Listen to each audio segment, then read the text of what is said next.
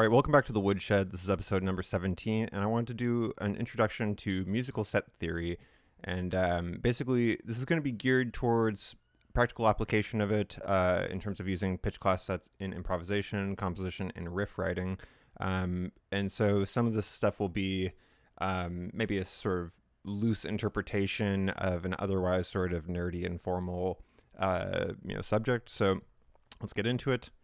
The goals for this lesson are going to be just to talk about pitch class sets. I want to give a quick rundown of what this means, some historical background, and how my interpretation might differ from the textbooks. Then basically a quick overview of terms, concepts, and operations. And most importantly, I want to get our hands dirty, or our ears, I guess, in terms of just familiarizing ourselves sort of viscerally with pitch class sets and what they sound like and how they behave and the sort of structures involved. And lastly, I'll provide some additional resources that I like to use as they make this type of stuff a lot easier and a lot faster to sort of put into use. So first of all, what is musical set theory? Well, it's basically just a straightforward way to talk about musical materials. And I say this because when you start dealing with normal scales and it's like a perfect fifth, a perfect fifth versus a perfect fourth, compared to saying those in, set theory terms, like a perfect fifth would be from 0 to 7, which is 7 semitones. And, a perfect fourth is 0 to 5, which is 5 semitones. And so you get this sort of, confusing thing where a fifth becomes 7 essentially, and a fourth becomes 5. And then, a major third becomes 3, a major third becomes 4, a minor third becomes 3. So it's like, somebody will say a third or a fifth, and it starts to get confusing because, I don't know, it's kind of like, it doesn't have the same baggage that you get when you start talking about like major scales, where major scale might include the Ionian scale. There's just like a lot of sort of stuff that you have to already know and take for granted, I guess. And so also I like this because musical set theory is applicable to both tonal and atonal contexts. So when we talk about major scales, you can put that in terms of set theory.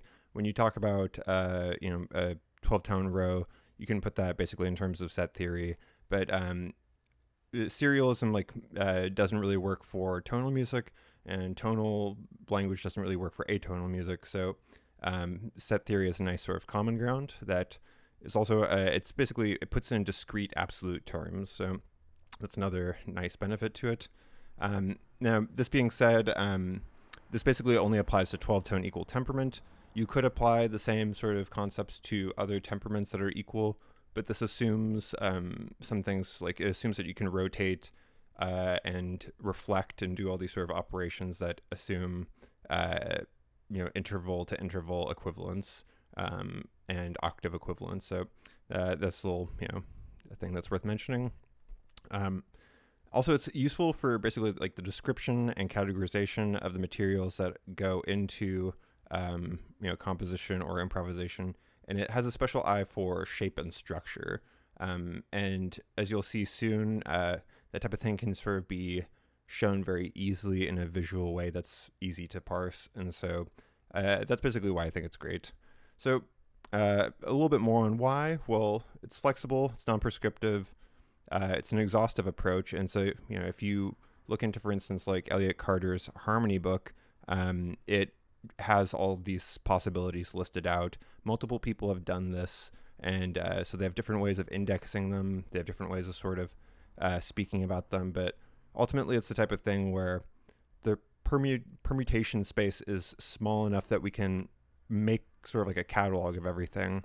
While, if you talk about 12-tone rows, it's largely about how you order them. And so, if you have 12 different elements, that's a huge possibility space of what you can do with it.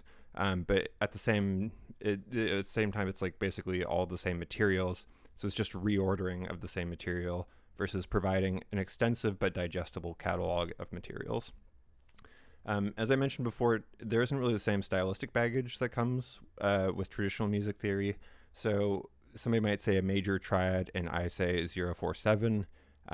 Somebody might say like there was some Twitter talk about Neapolitan this and whatever, and I had no idea what people were talking about really, because it's like I don't know exactly explicitly what you're saying, but you can put it in explicit, discrete terms with set theory, and it makes a lot of operations easier. So there's that.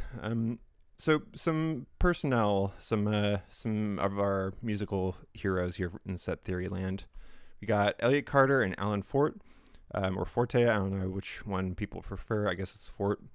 If you want the full history of this type of stuff, Wikipedia has it for you. I don't think it's that interesting, because like when it comes down to it, the cats are basically Elliott Carter and Alan Fort. Particularly Elliott Carter. I think his system of indexing the sets isn't as explicit and useful in some ways, but he's also like the dude that sort of put the stuff to use in the most interesting way. Another person that's an honorable mention is Milton Babbitt. I feel like he took this stuff kind of so far that it's almost back in that 12-tone territory, but I feel like he's using the best aspects of pitch class sets to explore this chromatic sort of serialist, hyper serialist realm that it's worth mentioning. But he's another for another video. There's a lot to digest there. So here's Elliott Carter being his sort of sweet old man self. R.I.P. Dude lived to be like 190 or something. It was composing up until that 190th birthday. I'm just kidding. He was like 102 or something. Alan Fort, here he is. And it's funny, I don't really know any compositions from Alan, but he's been instrumental in the development of this language, so worth mentioning for sure. So let's compare it to 12-tone techniques and serialism. So I would say that the pitch class set world, like the set theory in music, tends to be focused on structure and categorization and cataloging the materials. And this ranges from the empty set, which is no pitches, up to 12 pitches. So you might be dealing with trichords, otherwise known as triads, or tetrads, or basically 5-note sets. It doesn't always have to be 12 tones the way that a lot of the 12-tone serialism wants to sort of prescribe. But in the world of 12-tone serialism, basically, it's largely about the sequence and sort of the melodic contour that you get, and this sort of obsessive attention to the representation of each pitch.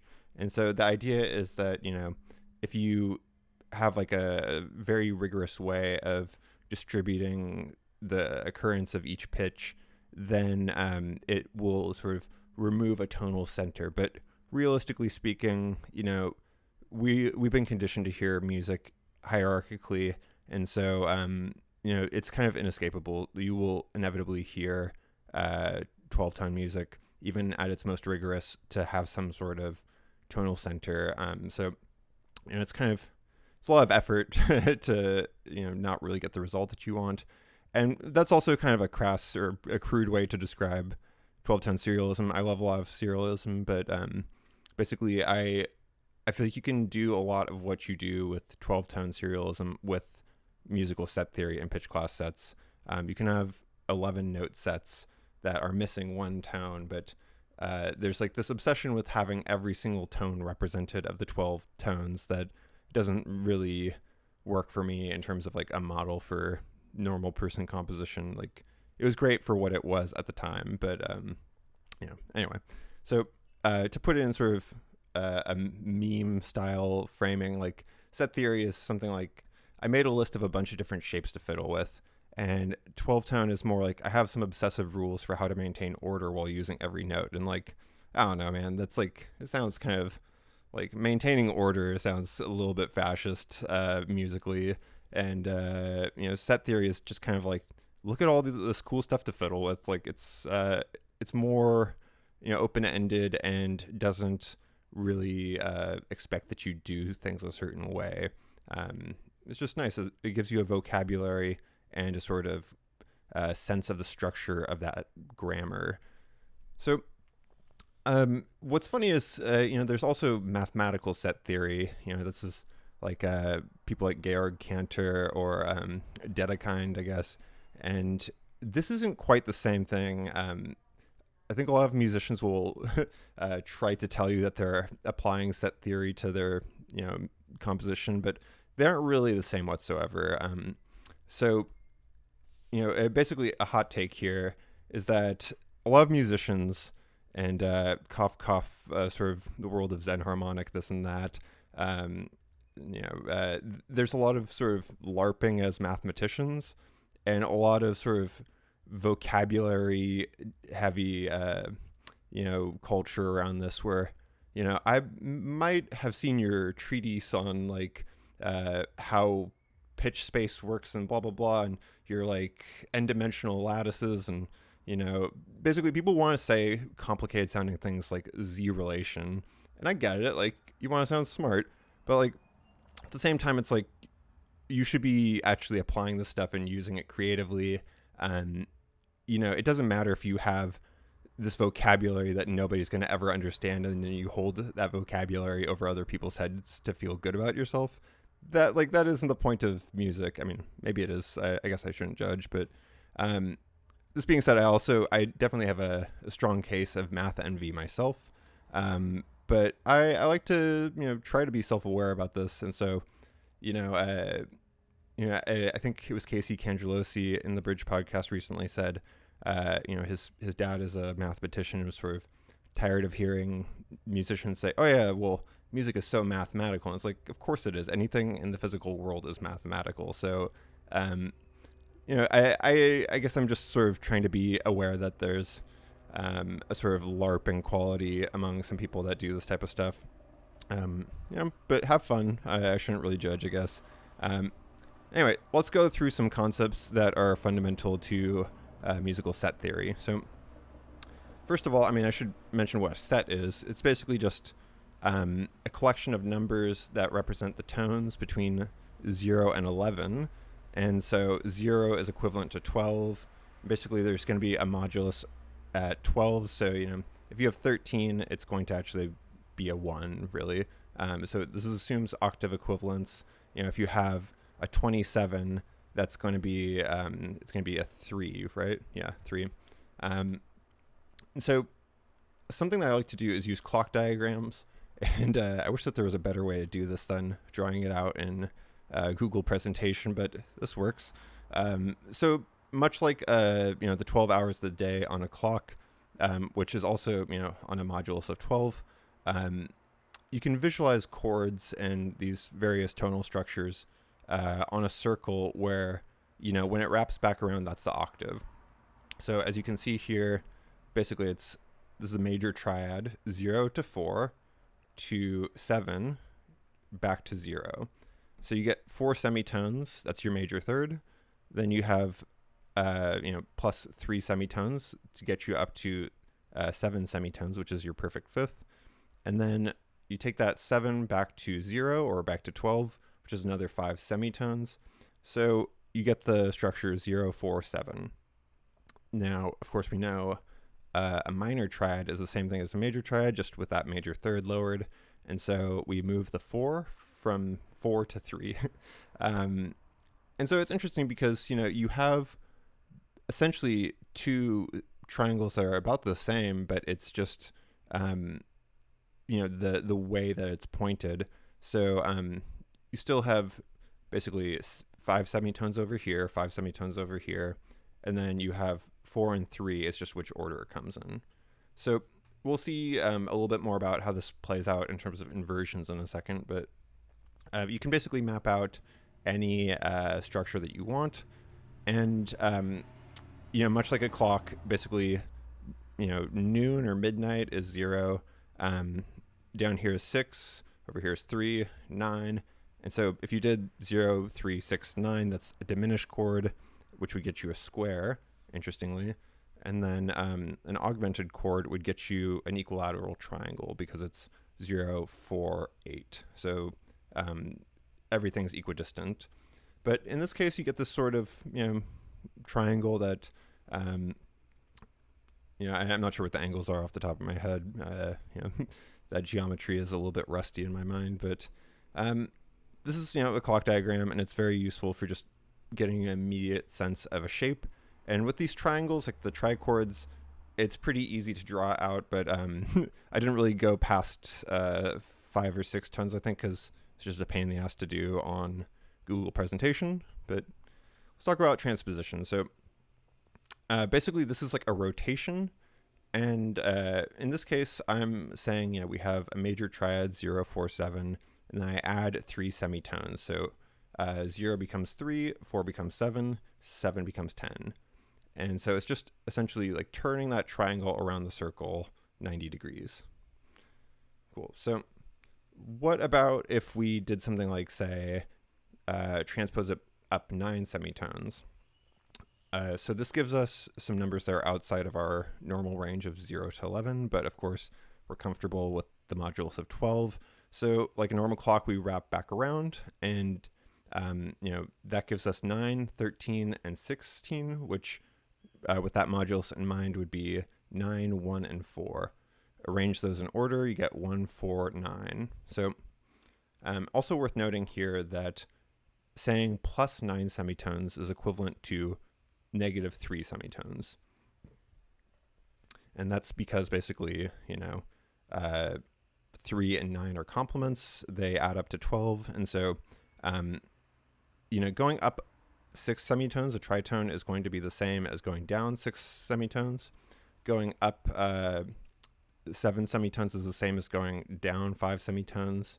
And so there's the reflective quality here that's going to be essential for when we talk about inversion, which is coming up next. So, basically, this is a reflection instead of a rotation. I don't really like the term inversion, and transposition is fine, I guess, but rotation and reflection, I feel like, are a much more helpful way to think about it to me.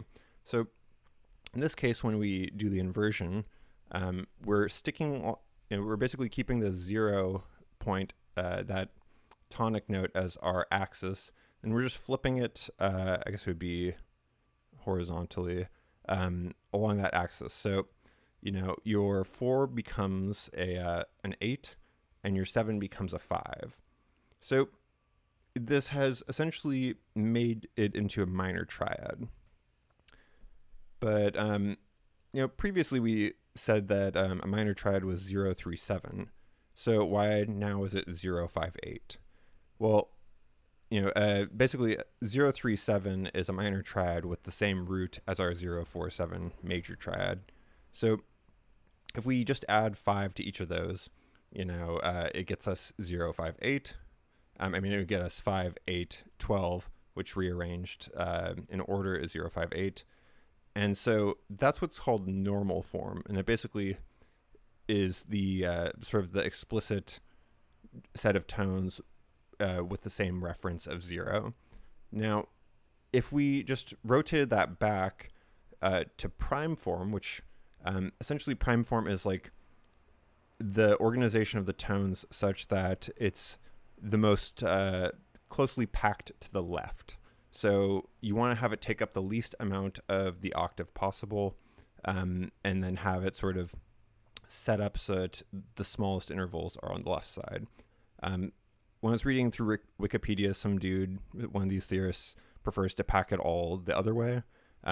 It's whatever. This type of stuff is interesting to know because it helps put things in absolute terms, but in the heat of the moment as an improviser or as a composer or whatever, when you're being creative with this, it's not really that helpful to be like, oh, the prime form is... It's just, it's a useful thing, but you don't need to be calculating it in real time. So next up is interval vector. And I've done a video previously about this, but I might as well just re-explain it again. So you have a set of 6 different intervals that are possible because we're assuming that an octave and a unison don't really count because they aren't doing any movement along this circle. And so you can have 1 semitone, 2 semitones, 3, 4, 5, or 6, and the reflections. So 1 semitone reflected is basically 11 semitones because it's like -1, so 12 minus 1. Similarly, 12 minus 5 is 7, so that's the reflection. And 12 minus 6 is 6, so 6 is the same regardless of the direction. And this is nice because it means that you can have your interval vector, which is in the format of, it's generally in these like little brackets, and it's 1, 2, 3, 4, 5, 6 is a 6-digit list there, and generally it's stylized without the commas, the way that a pitch class set has commas. But this is nice because it gives you kind of like a histogram, I guess, of the intervallic content of a set. So basically, in this case, with the major chord 0, 4, 7, our interval vector is going to be, let's figure it out here. So you have 0 to 4, you have 4 to 7, which is 3, then you have 7 to 0, which is 5. So, if we go through each interval, how many semitones are there? There are none. How many things of, 2 semitones are there? None. What about 3 semitones? There's 1. 4 semitones, there's 1. 5 semitones, there's 1, because 5 is the same as 7 in this case, and there are no intervals of 6 semitones. So this is cool. It's like it gives you a sense of sort of the structure that just seeing the set doesn't tell you. And this leads to some cool stuff. I mentioned how, the musicians that want to LARP as mathematicians, they sort of want to be heard shouting Z relation from the rooftops. So that's some interesting stuff that we'll get into in the future, probably in another video. But let's try a harder one of these pitch class sets. So, we had the major chord. Now we're doing 0, 1, 4, 6.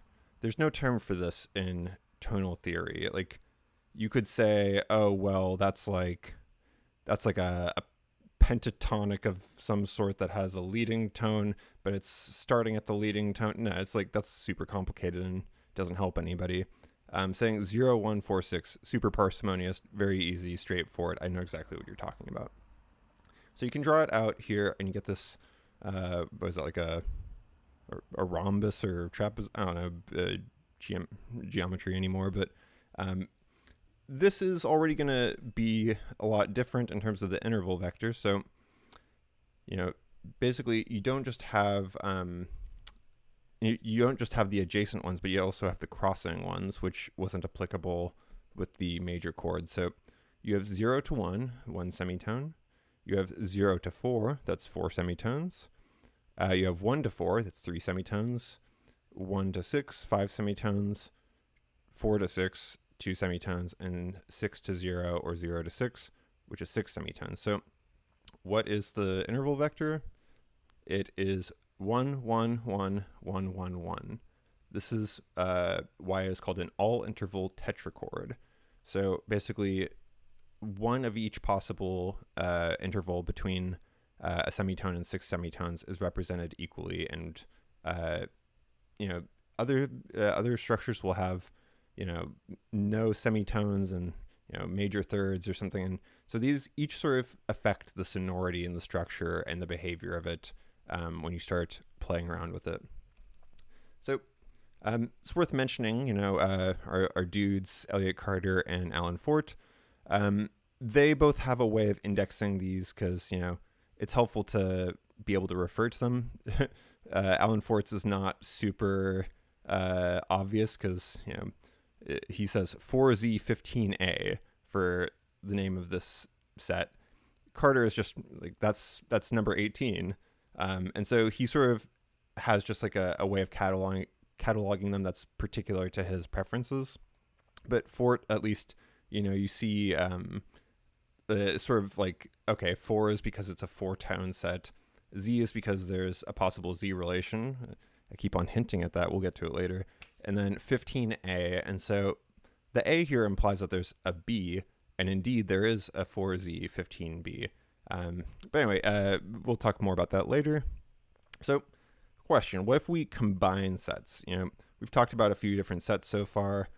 We've talked about 0, 4, 7 as the major triad and 0, 1, 4, 6 as a tetrachord. What if you mix those? So,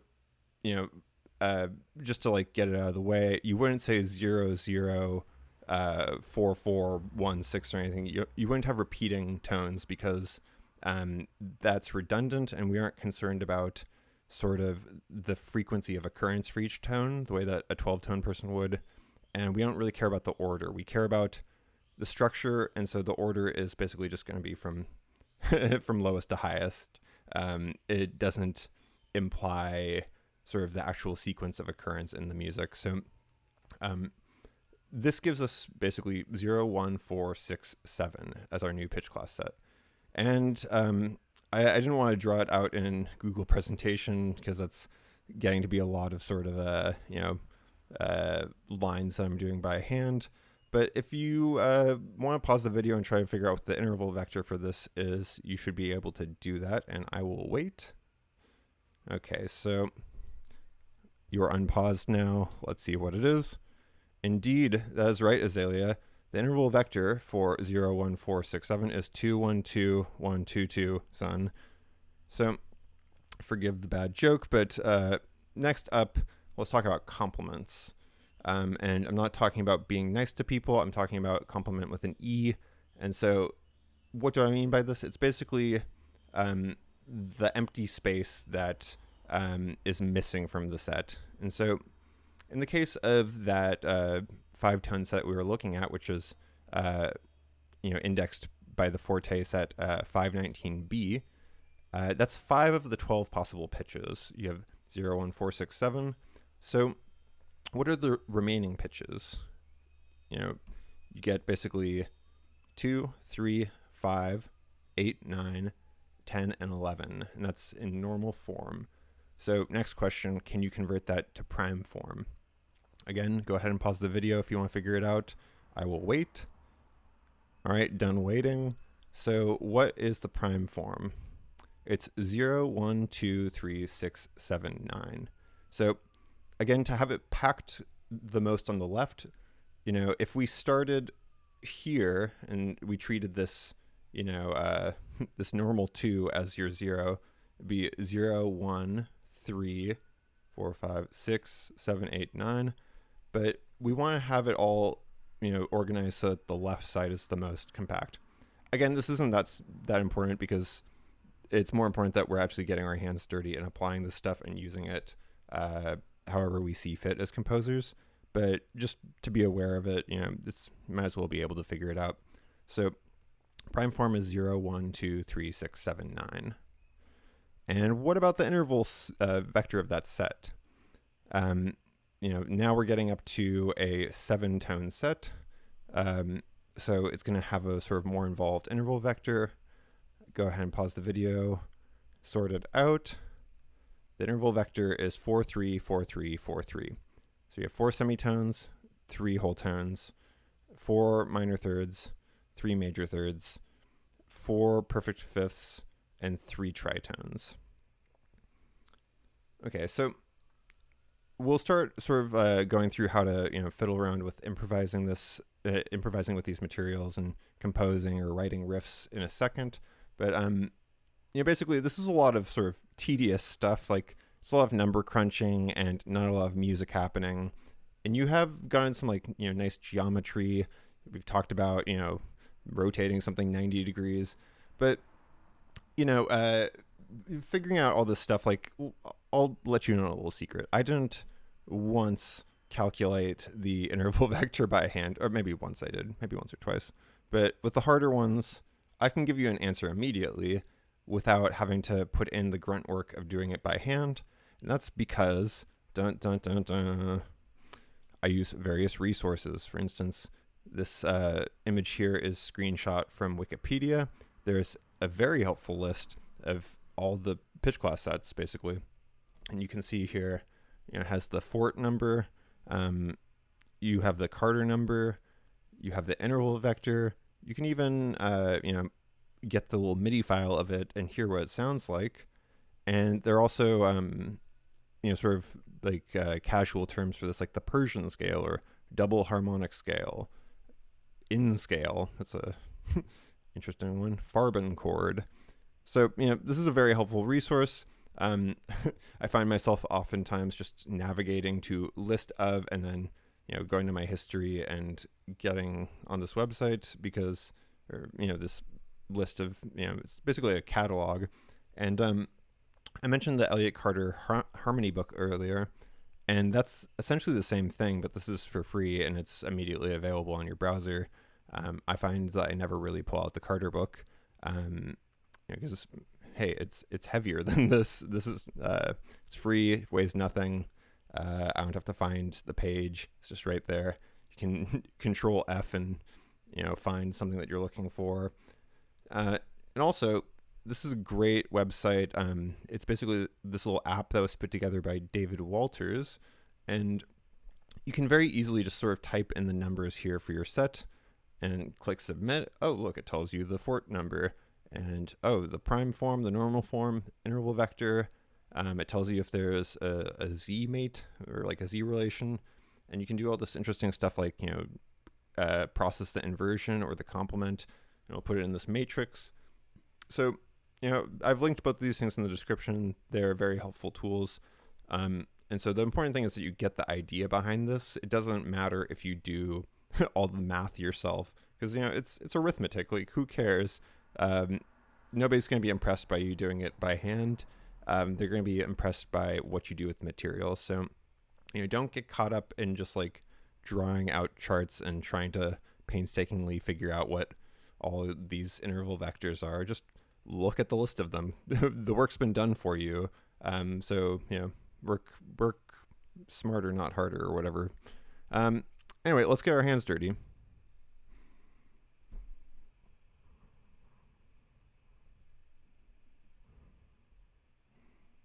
Damn, that was 30 minutes.